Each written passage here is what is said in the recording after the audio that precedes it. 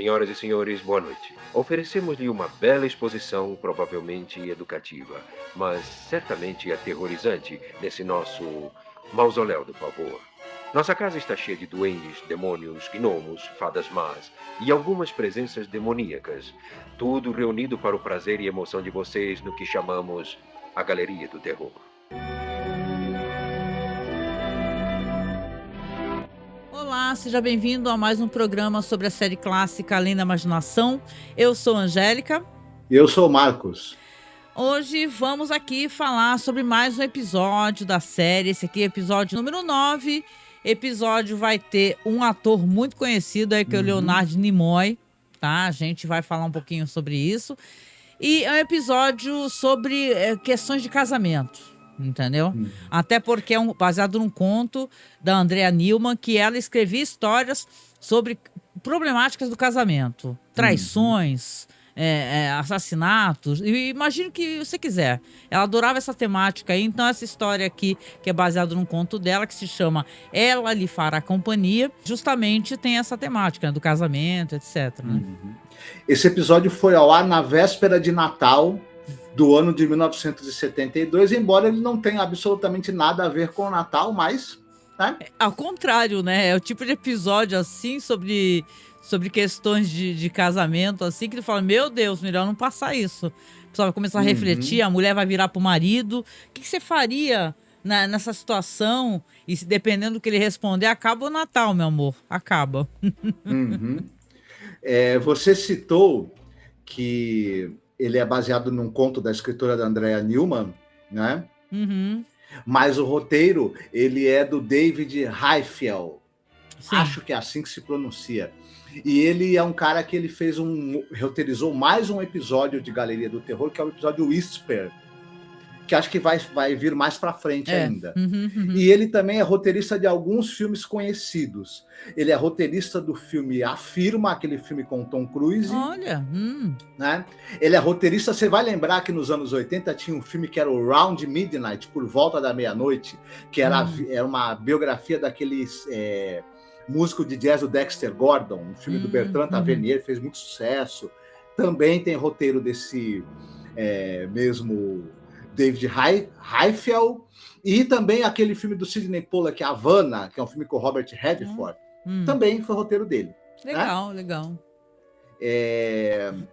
Ele também, o episódio é dirigido por um cara chamado Gerald Perry Finnerman.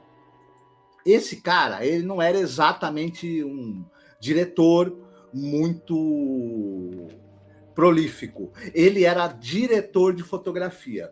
Ele dirigiu quase todos os episódios da série... ele foi diretor de fotografia de quase todos os episódios da série Jornada nas Estrelas, a série original, a série clássica lá com aí a gente Kirk, já vê uma certa Spock. Confluência, né, de elementos, né?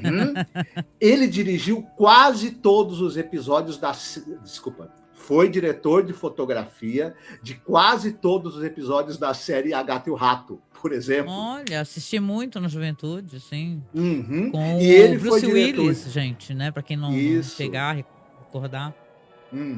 E ele, Bruce Willis e a Sybil Shepherd. E ele foi diretor de fotografia de 14 episódios dessa série que estamos comentando, que é a Galeria de Terror.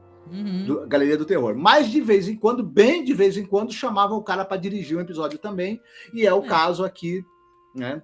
Eu diria até que é um episódio, a gente vai falar sobre isso, ele tem uma certa ambição na questão de direção, de sobreposições, de cenas, evocando assim, sonhos, pesadelos, né? Então, ele tem sim uma ambição nesse sentido, eu achei.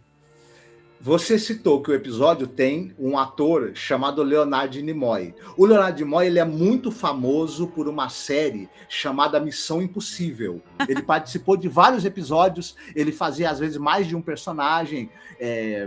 Ele participou de, sei lá, dezenas de episódios dessa série clássica, o Missão Impossível. Só a Missão Impossível, né? E é por isso que ele é muito famoso. Não, brincadeira. Além disso, claro... Ele também, nos anos 80, ele dirigiu comédias e dramas românticos. Ele dirigiu Três Solteirões e um Bebê, aquele filme que tem famoso, que tem o Tom Selleck, Não, né? mas ele dirigiu Dirigiu, ele dirigiu Três Solteirões desse e um filme. Bebê. Eu não sabia, eu não lembrava disso. Sim. Mas tu Ele tá dirigiu sacaneando, né, o nosso Não, mas não é espectador verdade, aqui, né? ele dirigiu Não, comédias... eu tô falando assim, porque ele é muito... Todo mundo só lembra do Leonardo Nimoy por uma coisa, que as pessoas não sabem, ele era diretor. Né? Isso, ele Aliás, deixa eu até dirigiu... acrescentar, antes de você, aproveitando tua pegadinha, que tem um ótimo documentário que só nós colocamos no YouTube, legendado, que é um documentário sobre Night Gallery, apresentado pelo Leonardo Nimoy. Né? Então, realmente, ele era um diretor também, né? Um diretor muito bom, diga-se de passagem. Ele dirigiu aquele filme O Preço da Paixão, aquele filme que é com a Diane Keaton e o Liam Neeson. Olha, lembra dos anos 80, aquele drama romântico dos anos 80? E é por isso que ele é conhecido, principalmente. Detalhe, ele dirigiu o episódio de Galeria do Terror, viu? Ele tá acreditado como diretor. Ele dirigiu o episódio também. Death on a Bard, que eu acho que a gente não falou ainda, né? Não, é mais pra frente. Mais pra frente. E ele tá no episódio incrível de animação chamado A Quality of Mercy. Isso. Um episódio de guerra, sabe? Muito bom. Sim, sim. Ele também gravou um videoclipe com a musiquinha do Hobbit. Você procura no YouTube, tem, tá? É só isso que ele fez. É por isso que ele é conhecido. Ah, esqueci também. Ele também era aquele personagem, como é que era? O orelhudo daquela série de navinha. Ó, o pessoal querendo te matar agora, série... porque nossos espectadores, tudo da cidade, acompanhava Star Trek seriamente. Estão todos bravos com você agora. O Leonardo Nimoy é o Spock da série clássica Jornada nas Estrelas, enfim, o papel pelo qual...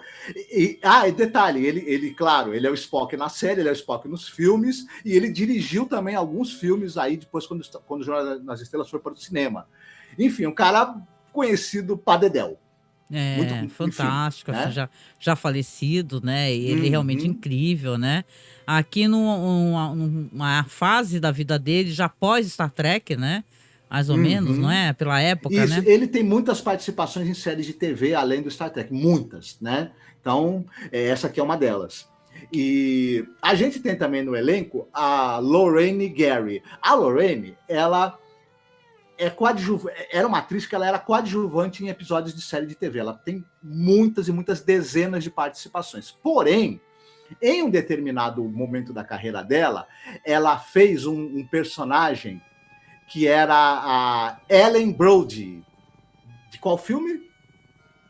Do Tubarão de Steven Spielberg. E das continuações também. Então, na verdade, ela era uma pessoa não muito conhecida, era coadjuvante de série de TV até ela fazer o filme Tubarão. Aí ela é famosa pelo filme Tubarão. Mas aqui, se eu não me engano, aqui é um pouquinho antes do Tubarão, é um pouco antes do Tubarão, ela ainda estava fazendo participações em séries de TV, exemplo, Galeria do Terror, né? Sim. A gente vai ter também a personagem, a June, é vivida por uma atriz chamada Catherine Hayes. Ela é mais ou menos conhecida, aqui no Brasil nem tanto. Ela participou durante muito tempo de uma série de TV, uma novela, na verdade, que é As the World Turns, que é uma novela que ficou mais de 50 anos no ar. Caramba! Mas ela não, claro que ela não ficou 50 anos no ar. Não, ela participou de uns 2.000 episódios. Meu Deus. A Julianne Moore, inclusive, foi um dos primeiros papéis da Julianne Moore, foi nessa novela, que teve... A novela ficou 56 anos no ar. Que novela é essa, cara? Porque ela contava várias gerações de uma família da Filadélfia, e aí era o pai, o filho, o neto, o bisneto, e aí ia passando por gerações também, né? Isso. E literalmente ela também durou gerações. Caraca, malandro. Soap opera. É umas coisas que não tem na... Essa novela não é a única. Nos Estados Unidos aconteceram várias novelas que ficaram 20, 30, 40 anos no ar. Você tem casos de várias dessas soap operas, né? Que ficaram 10, 20, 30, 40 anos no ar. Ela ia contando as aventuras, né? E os dramas de gerações de uma mesma família, enquanto ia tendo audiência, ficando no ar. E ela também, essas novelas acabaram lançando muita gente depois que foi para outras séries de TV, para o cinema. Então, é um hábito que as nossas novelas aqui duram menos de um ano. Enfim. Tu sabe por que se usa esse termo soap opera? Não. Não, porque é por causa do público, entendeu? Soap é sabão, né? e tal, né? É tipo assim, é entretenimento da dona de casa. Sim, algo assim do gênero. E ela foi casada com o ator Glenn Ford. Olha. E ela foi protagonista numa série chamada Road West, que era uma série que tratava dos pioneiros, mais uma das séries sobre a conquista do Velho Oeste. Na TV americana teve muitas dessas séries e ela foi protagonista nessa que é o Road West. Né? Legal. Interessante saber. Gostei de saber, né? Muito bom. Procurei informações sobre o gato ou a gata que aparece, mas não encontrei. O gato a gente brincou aqui em casa que é a cara do nosso gato, o Lelo. Que é o nosso gato terrível aqui, o mais novinho, né? É participação especial do gato Lelo. A gente não pegou o nome do gato, gente, mas é uma gracinha o gato. E tem um papel importante no episódio, né? Mas dessa vez você que vai contar aqui pra gente um pouco dessa história aqui, do que acontece no episódio, manda ver, por favor. A gente tem esse cara, o Leonard Nimoy, ele faz um personagem que o nome dele é Henry Alden e ele está no enterro da sua esposa.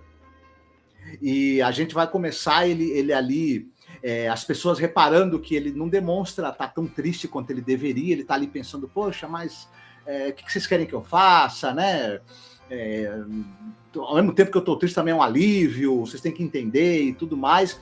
E enquanto até ele pensando, ali, né? A voz mental dele, né? A gente vai ouvindo... Ai, que bom, eu tenho uma vida pela frente, né? E ele fala com a voz do Spock. É. Eu achei isso bizarro, mas enfim. Ele, em um determinado momento, ele vai receber as condolências lá das pessoas e uma certa moça que é vivida, né, que nós já falamos aqui pela Lorraine Gary, uma moça chamada Bárbara Morgan, que era amiga da esposa dele, a Maggie. Da esposa dele. Ela fala, olha, vamos lá para sua casa, vamos lá para conversar. E ele fica meio assim, né? E tal, mas enfim, vamos, né? E depois eles se encontram lá na casa e ela fala para ele, e aí, você finalmente está livre, né? Como é que é? Você se sente livre finalmente? Se livrou desse peso que era? E ele tá ali meio que é interessante. Esse personagem é meio dúbio. Então ele ao mesmo tempo que ele parece estar triste por um lado com a morte da esposa, e ele tá ali bebendo, ele tá ali meio cabisbaixo, ele também admite para ela, ele fala que não, realmente eu também ao mesmo tempo me sinto uma sensação de liberdade, porque era um fardo, e a gente fica sabendo que a esposa dele, ela estava na cadeira de rodas, ela passou por uma longuíssima enfermidade, ela ficou dependente totalmente dele durante muito tempo, e ele mesmo fala, né, ele fala para a Bárbara. A Bárbara pergunta, e você nunca pensou em se livrar dela? Você nunca pensou em tudo que você poderia fazer aproveitando a sua juventude, se você não tivesse o peso de cuidar dela? E ele fica daquele jeito, eu não, imagina, eu gostava dela, eu me preocupava com ela, ao mesmo tempo eu pensava também que eu poderia curtir minha vida sem o peso que é cuidar dela e etc. Tinha a questão da sineta, né? Ela ficava o tempo todo tocando uma sineta, chamando ele.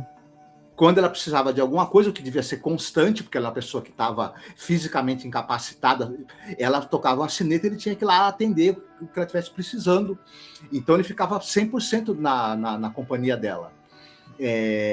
Mas a Bárbara, ela fala para ele o seguinte, em determinado momento ela fala, olha, você vai precisar, a casa está sozinha aqui, só você, então você talvez precise de companhia, eu vou viajar e eu vou deixar a minha gata para você cuidar e ao mesmo tempo ela vai poder fazer she will be company to you, que é o título, e é uma gatinha amarelinha, fofinha, que a Bárbara traz para fazer companhia para o nosso querido personagem aqui do Leonardo Nimoy. Acontece que a gata, primeiro, a princípio ali é uma gata normal, ele põe comidinha para ela, põe aguinha para ela e ela fica ali conhecendo a casa, tá tudo aparentemente bem.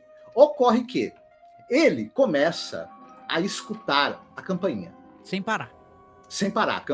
O nome da gatinha é Janet. Só para constar, no episódio é Janet. Não sei se na vida real ela também era Janet. E Ele começa, quando ele começa a escutar o som da campainha, ele começa a procurar cadê a campainha. Em algum momento do episódio ele vai encontrar, você vai descobrir que a campainha não tá mais com o badalo. Tem uma hora que ele vai, bem mais pra frente, ele vai descobrir, né? Não, e o gato, a gata, fica observando ele sem parar. Isso, ele escuta barulhos estranhos. Esse episódio que trabalha muito a questão sonora. Na verdade, até mais do que a questão visual, penso eu, né? Porque ele escuta barulhos, assim, por exemplo, a gatinha tá olhando pra ele, ele olha pro sofá quando ele acorda, lá ele tá bebendo, e tem um rato, né? Rato morto. Rato morto. Sofá. Aí ele olha para as sombras na janela, é como se tivesse um felino enorme. Isso. A sombra, ao longo do episódio, a sombra da gata na parede vai aumentando de tamanho e ficando uma sombra que não corresponde a um gato comum. Parece mais um puma, uma pantera, um leopardo e... Uma onça brasileira. Uma onça brasileira, exatamente. E, aos poucos, quando a gata por exemplo, quando a gata tá no quintal, quando a gata tá em algum outro cômodo, ele começa a escutar o barulho, que não é um ronronar de um gato, ele começa a escutar o som de um grande felino, como um leopardo, uma onça, uma pantera. E aquilo, logicamente, vai deixar o cara bastante Ele começa tendo ilusões auditivas e depois começa a ver as coisas. Isso. Mesmo, né? Ele, em algum momento, ele vai ver a gata no jardim. Ela, na verdade, tá transformada num leopardo, tá transformada em outro momento na casa. Ele vai ver ela tá na soleira da porta, ela já é uma onça pintada. Linda, né? Onça, linda, maravilhosa. Né? E ele começa a tentar. Primeiro, ele tem uma hora que ele olha e vê um tigre no quintal, e ele começa, tem uma hora que ele pega uma faca, facão, e vai atrás da gata, falando, eu vou matar essa gata. Não, ele parece que tá abrindo uma picada no mato. Ele vai lá, pega um pau de amassar pão, de Isso, massa. Ele vai tentando enfrentar... Procura tudo, pega um facão e vai lá cortar as plantas, umas plantas bonitas assim, tipo planta ornamental, né? Ele vai cortando com a maior fúria. E tem um lance interessante pra gente não deixar passar batido, que aí mostra ele no escritório, porque ele trabalha lá e dá a entender que ele tinha um caso com a secretária, né, a June, né? E ela fala pra ele assim, né? Tem atuações boas nesse episódio. Ela fala pra ele assim, tipo assim, ele primeiramente fala pra ela, né, que ela não tá dando bola pra ele mais, porque ela tá tão fria. Ela fala que sim, que ela sempre foi fria com ele, se a esposa sabia do caso dos dois. Ele dá a entender que sim, né, que a esposa sabia, né. E aí ela, mais do que isso, dá a entender que a amiga dela, essa Bárbara, também sabia. Por quê? Porque parece que as coisas que acontecem com ele, a gente sentiu isso, assim, no episódio, tem relação com essa mulher que era a melhor amiga da esposa dele. É como se ela lesse os pensamentos dele. É como se ela soubesse o que vai no coração dele. E ela vai e fala com a secretária, que também tinha caso com ele. E quando ele pede ajuda para a secretária, ele fala, vai para casa comigo. Aí ela fala assim, na sua casa tem fantasmas? Aí ele fala que sim. Ela fala, o que eu ganho com isso? Aí ele fala assim, nossa, por que você tá sendo tão cruel comigo? Você nunca foi assim, você foi mais doce. Aí ela falou, nunca fui doce, né? Eu sempre quis algo em troca, como você também. Então é um debate, assim, bem ácido, assim, no episódio, assim. São de relações problemáticas, né? Ele tinha uma relação problemática com a esposa, tinha também outra relação problemática de frustração com a secretária, né? Então ele já estava traindo ela, né, a esposa. Dá a entender, é muito boa essa cena dele com a secretária, porque dá a entender que meio que ela pensou assim, não, enquanto você, vamos dizer, me levava para dar uma volta e a gente curtir alguma coisa depois do expediente, tá, agora que você tá viúvo, primeiro que a secretária, ela tem meio na cabeça assim, será que ele se livrou da esposa? Também fica todo mundo meio se perguntando, a gente inclusive também, né? Existe uma codependência meio emocional, né? Uma ligação que às vezes as pessoas que tratam de uma pessoa que está acamada e doente por muito tempo, acaba acontecendo, né? Uma relação assim de codependência mesmo, sabe? A pessoa não consegue se livrar. Eu lembro daquele personagem que a gente até comentou sobre isso, né?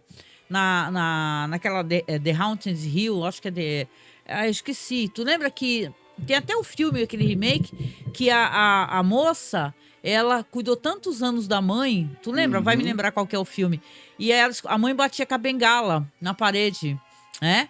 E aí, quando a mãe faleceu, ela continuou escutando um barulho de bengala, entendeu? Isso, no Desafio do Além, né? Desafio do Além.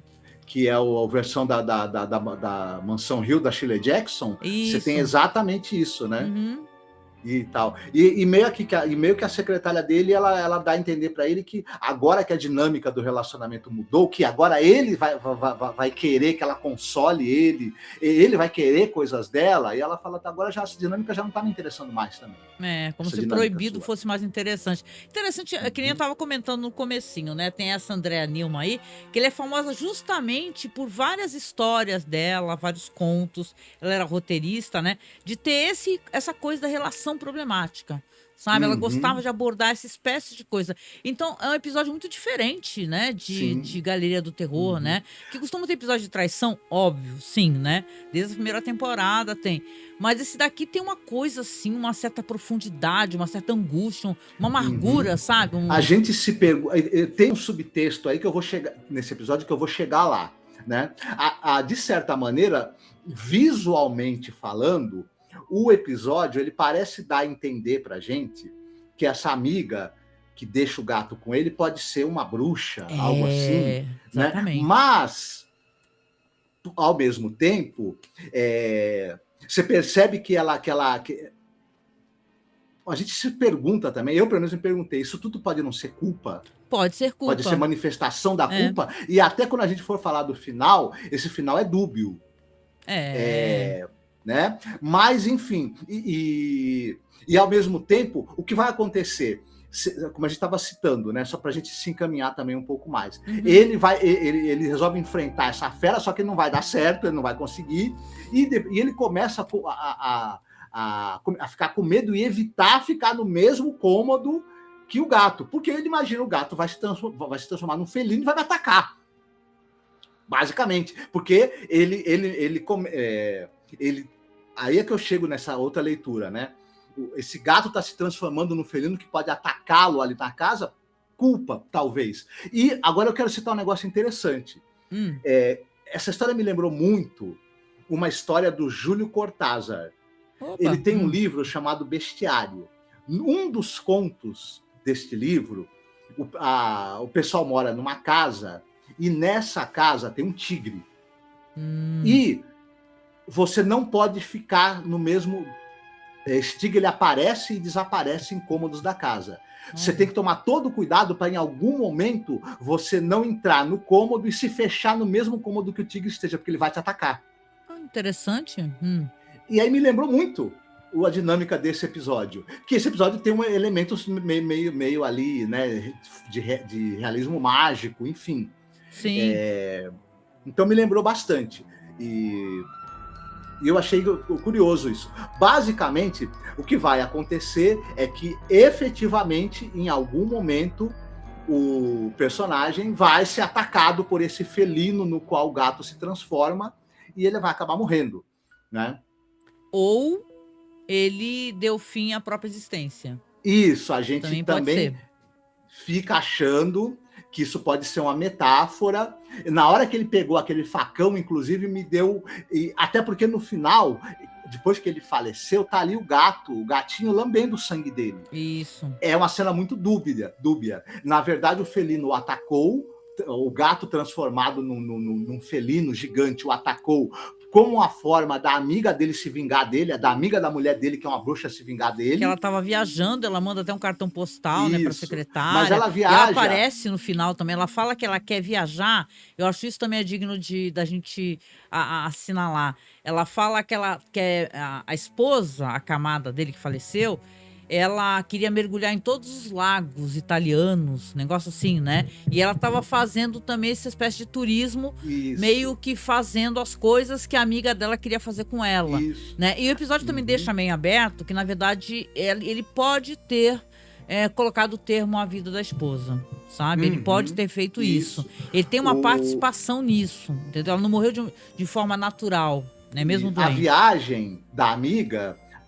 você vê, a amiga era muito ligada com ela, era muito amiga da esposa falecida dele. Se há uma desconfiança que ele possa ter alguma relação, ela poderia querer se vingar.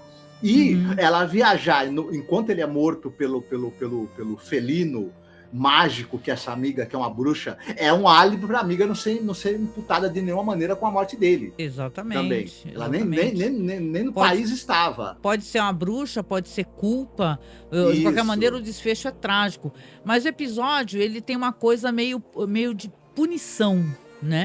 E nesse sentido, aí eu não sei, porque a gente não conseguiu acessar o conto da Andrea Newman, né? A gente reflete se é justo também. A gente não sabe se ele é um cara que ele acabou com a esposa, com o sofrimento da esposa, vamos colocar assim, né? E com o sofrimento dele, né? Mas ao mesmo tempo a gente sabe quão doloroso psicologicamente é também a pessoa que trata de outra acamada nessas situações. Então parece que ele também julga de uma maneira muito dura e muito fria, né, o personagem, já que não deixou claro pra gente se ele fez isso com a esposa e na verdade é uma vingança, que é a melhor amiga dela. Você tocou num ponto muito interessante, que eu concordo muito com você. Ele está debaixo de um certo sofrimento, é visível, ele não está alegre com o que aconteceu com a esposa, ele está... a gente imagina também que, se ele fez, tem um componente dele querer também livrar a esposa do sofrimento. Pode ser. Seja errado. E também o próprio sofrimento dele, porque tem uma questão egoísta também da pessoa. E isso não é... Como é que eu posso colocar, né? Fazendo, assim, um papel, assim, muito, né? Meio de advogado do diabo. Também não é uma coisa incomum dentro dessa situação, né? E claro que, bom, aí vem para um outro debate, o Leonardo Nimoy, ele era um bom ator, um ator muito competente, e aqui nesse episódio ele se entrega bastante, ele consegue passar para a gente esse conflito, essa dubiedade. Sim. E eu acho que ajuda bastante. Boa parte do episódio ele vai ter que carregar nas costas, porque é praticamente ele e a câmera, né? Exatamente, depende muito dele. E é uma atuação que você vê que ele tá visivelmente perturbado. Ele tá muito entregue nessa atuação, mesmo. É um episódio que a atuação dele é fantástica, fantástica. Eu acho até interessante que, se a gente for lembrar, os nossos ouvintes vão recordar, os produtores ali da série, na época... chegaram para o Jack Laird e para o Rod Serling falando: a gente não quer saber de discussão de nenhum tema pesado ou profundo, a gente quer só episódios agitados, divertidos, não queremos nada assim filosoficamente muito carregado. Mas eles conseguiram nesse episódio, por exemplo, tratar de um tema espinhoso e usando uma metáfora. E eu acho que passou, né? Passou pela mão do censor, né? Assim, porque se você vê ali na imaginação, tem vários episódios com temas carregadíssimos, né? Onde se usa ficção científica, fantasia para tratar de temas seríssimos, né? Aqui também, nesse episódio, eu acho que tem essa temática. E eu acho que é episódio bom, né? Um bom episódio. Eu acho que o roteiro soube trabalhar, talvez, o que a autora costume tratar, né, dentro dos seus textos e tal, assim. O final, como a gente contou, é isso, né? É a amiga chegando de viagem, batendo na porta, entrando na casa, chamando por ele, e não aparece ele morto, assim, aparece a mão dele dependurada na cama, assim, pingando sangue e o gato lambendo. Isso aí me lembrou, não dá pra gente... A gente tem que nos autorreferenciar, né? Não tem o que fazer, né? Mas nós fizemos aí no Halloween do ano passado, a gente sempre faz um especial de Halloween, né? E a gente gosta de pegar vários países, cinema de terror de várias culturas diferentes. E dessa vez a gente pegou uma temática, né? Que é o Edo Lúgubre, né? E aí você vai recordar que quando nós conversamos sobre o Edo Lúgubre, tem uma das características de filmes desse período é os filmes do Kuroneko, né? O fantasma, que é o gato vingativo, né? Que ele lambia o sangue, né, a pessoa ou se auto-infligia o falecimento, né, vamos colocar assim, ou então outra pessoa atacava e o gato lambia o sangue e se vingava. Ele voltava como um fantasma vingador. Então aqui quase me lembrou essas histórias que que são ótimos filmes, tá? Se você não conhece, eu recomendo imensamente que vocês vão lá procurar. Aqui tá nos nossos vídeos do YouTube. Fizemos 3 programas, é um programa dividido em 3 mesmo, né? Sobre o Edo Lúgubre e os filmes dos gatos fantasmas vingativos, é incrível, né? Então me lembrou, né, uma inspiração, talvez, que a Andrea Newman tenha trazido do Edo, desses filmes do período Edo, sabe? De terror, de samurais, ronins, né? É tão legal. Um que eu também queria recomendar e que talvez tenha um diálogo com esse episódio temático é o filme do Denis Villeneuve, O Homem Duplo. Homem Duplo, boa. Você tem o Jake Gyllenhaal, a temática do Doppelganger não tem nada a ver aqui, na verdade, né? Aquele filme que quem não assistiu, eu recomendo que o Jake Gyllenhaal assista um determinado filme que ele não está muito afim de ver, mas o pessoal insiste muito no que ele está assistindo o filme, ele vê que no filme tem alguém idêntico a ele. É verdade. E aí ele começa a ficar querendo saber quem é esse cara que é idêntico a ele de qualquer maneira. É um final muito estranho desse filme, é um final que na época deixou muita gente com dúvida. Né? A cena que ele vê no final assim, do filme é fantástico. Esse personagem, se eu não me engano, é o personagem ele vai descobrir que o cara é um ator, na verdade, que é idêntico a ele, e o cara tem umas obsessões, e essas obsessões aparecem para ele onde ele tiver, como uma aranha gigante que meio que persegue ele pelos cômodos. E me lembrou um pouco. Eu lembrei, já que você falou de menções, né, mencionou esse filme do Denis Villeneuve, eu lembrei pela questão da doença, olha só, porque é muito surpreendente, tanto o livro como a adaptação, né? Porque tem aquele livro fantástico, O Cemitério, né, do Stephen King. E você tem o cara, a história é famosa, o cara é um médico que ele muda para uma região onde acaba descobrindo que tem um cemitério de animais, depois ele vai descobrir mais para frente que tem um cemitério no alto ali de um platô, onde tudo que se enterra lá volta, é uma história terrível, trágica assim, da destruição da família desse homem, de tudo que ele mais ama na vida. E tem uma questão que a morte, ela é um tabu na família, porque a esposa dele tinha uma irmã que era Zelda, era o nome da irmã, que até no filme é interpretado por uma atora, assim, não recordo o nome, mas é uma maquiagem surpreendente. E ela tem uma doença terrível, assim, onde ela vai ficando muito torta. Eu não lembro o nome da doença. Mas a cena, ela traz horror, né? Porque você vê pelos olhos da criança. E ela lembra, isso é muito impressionante no livro, principalmente no livro, mas também no filme é legal, a primeira versão, né, do cemitério, que ela lembra do alívio que ela sentiu quando a irmã morreu. Porque ela tinha medo dos barulhos, de toda a situação, como a família meio que escondia, sabe, os pais dela, e ela era mais nova que a irmã. Ela parecia um grande segredo sujo de família e um segredo horrível e tenebroso, e aquilo transformou aquela irmã que na verdade é adoentada e como se fosse um monstro para ela. Então eu acho, sabe, essa situação toda meio ambígua de você sentir amor porque é alguém da sua família. Não é o caso, né? Não estou generalizando essa questão, mas sim trazendo essa história do Stephen King, né? O cemitério, que ela sentia culpa, né? Culpa por ter sentido alívio porque a irmã faleceu, né? Então era interessante, né? Toda essa questão que Stephen King traz desses sentimentos, né? Se contrapondo, né? De culpa, desespero e tal. Então toda essa situação, por isso que eu comentei esse negócio de eu sentir que é punir o personagem de uma maneira assim que talvez ele mereça, se for alguém que realmente não tratasse bem da mulher, mas deu a entender pra mim no episódio, isso é muito estranho, que ele tratava dela, tanto que ele fala, tem um momento que o Leonard Nimoy, naquela ótima atuação dele, ele fala assim, o que você quer, Meg? De novo. Então ela chama ele o tempo todo, talvez até pela doença, pela frustração. Então é muito interessante esse episódio para ser analisado, assim, nesse sentido, assim, que ele acaba sendo rico se você vai pensando, assim, que na verdade está sendo dito ali nas entrelinhas, né? Para além daquele sobrenatural, dos gatos e das sombras, do tigre, da onça, sabe? Interessante mesmo. E aí? Verdade, interessante mesmo.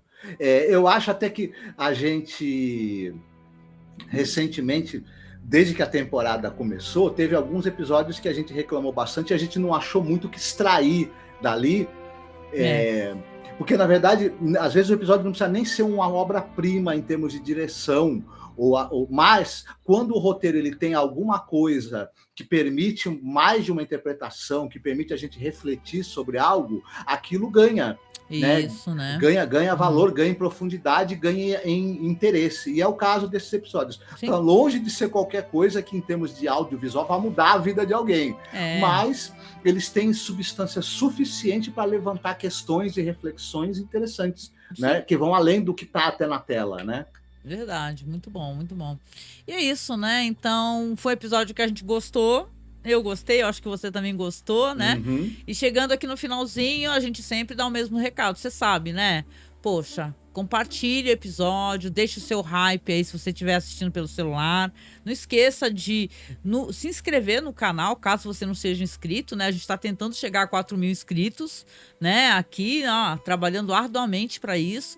Por favor, se inscreva no canal, nos apoie financeiramente, porque a gente tem que pedir apoio, porque é quase impossível a gente manter por tantos anos um podcast, que a gente já vai para 16 anos, né? Agora, logo mais, agosto tá ali, né? Então, a gente daqui a pouco tá em 16 anos de podcast, então a gente precisa que você nos apoie para que a gente possa continuar, enquanto a gente puder, né, fazer podcast.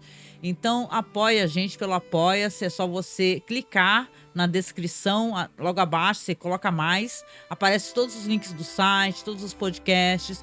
Nós somos podcast de cinema, tá? A gente fala sobre séries clássicas, mas nós tratamos de cinema. Então você vai encontrar podcast sobre todos os diretores, assim, até alguns diretores bem desconhecidos, né? Então, na verdade, a gente faz esse trabalho de pesquisa, de explorar o cinema, de conversar, de debater, tá? Então procure Cineclube da Masmorra em todas as plataformas, Spotify, Amazon Music, no seu aplicativo de podcast favorito, não importa, procure, tá? Cineclube da Masmorra. Se você quiser se inscrever também no Além da Imaginação Podcast, vão ter todos os podcasts sobre Além da Imaginação e também Night Gallery, tá? O nosso Pix, se você quiser apoiar, é apoiomasmorra@gmail.com. Lembrando que você está vendo aí na tela esses dois QR Codes, tá? O vermelho é para você mandar uma contribuição para a gente, é R$5, tá? O valor é uma contribuição mínima. E você pode gravar um áudio para a gente por cima, então é muito legal, a gente está guardando ansiosamente isso. E do outro lado é o QR Code da Amazon, que você comprando qualquer produto, gente, qualquer mesmo produto na Amazon, o valor não se altera, e se você comprar pelo nosso QR Code, a gente ainda ganha ali um cafezinho pela indicação, tá? Então, se puder nos ajudar de maneira indireta, a gente também agradece. Com isso, a gente vai finalizando mais um programa, deixando para você um abraço muito apertado. Lembrando que o Marcos aí no perfil dele tem os links também da estante virtual, do Instagram dele, tá? Então, clique para comprar os livros, para ajudar também aqui a rodar aqui, né? A gente conseguir manter os nossos projetos, que isso aí dá uma boa força para a gente, né, Marcos? Né? Às vezes, no começo das aulas aí, você pode estar procurando livros e você está falando aqui, você está assistindo um livreiro, né? Alguém que tem um sebo, né? Então, clique no link lá do Marcos, né, Marcos? Exatamente, Marcos Pereira 19. Exatamente, estante virtual. Um beijo muito grande, até o próximo podcast, a gente se encontra em breve. Beijinho, tchau, tchau. Tchau, fiquem muito bem.